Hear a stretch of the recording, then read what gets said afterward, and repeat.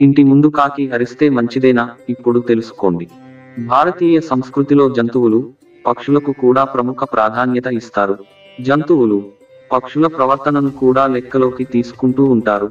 ముఖ్యంగా కాకుల గురించి ప్రత్యేకమైన పరిచయాలు అవసరం లేదు. కాకులు పర్యావరణానికి చేసే మేలు అంతా ఇంతా కాదు. కానీ కాకులను అశుభంగా భావిస్తారు. కాకులు ఇంటి ముందు అరుస్తే మంచిది కాదంటారు. ఇలా అరవడం వల్ల చెడు జరుగుతుందా లేక మంచి జరుగుతుందా ఇప్పుడు తెలుసుకుందాం. భారతీయ సంస్కృతిలో జంతువులు, పక్షులకు కూడా ప్రముఖ ప్రాధాన్యత ఇస్తారు.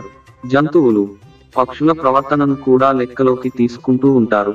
ముఖ్యంగా కాకుల గురించి ప్రత్యేకమైన పరిచయాలు అవసరం లేదు.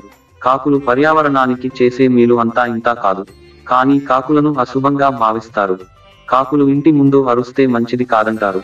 ఇలా అరవడం వల్ల చెడు జరుగుతుందా లేక మంచి జరుగుతుందా ఇప్పుడు తెలుసుకుందాం. సూర్యోదయ సమయంలో కాకులు ఇంటి ముందుకు వచ్చి అరుస్తే అది శుభప్రదమే.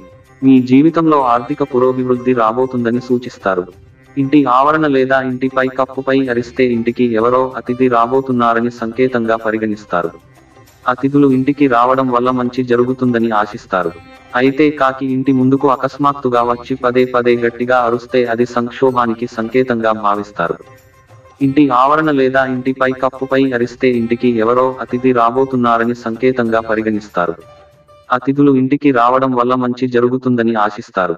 అయితే కాకి ఇంటి ముందుకు అకస్మాత్తుగా వచ్చి పదే పదే గట్టిగా అరుస్తే అది సంక్షోభానికి సంకేతంగా భావిస్తారు.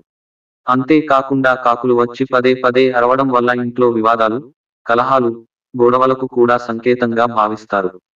దీని వలన ఇంట్లోని కుటుంబ సభ్యుల మధ్య గొడవలు, విభేదాలు పెరగచ్చని శకున శాస్త్రం చెబుతోంది.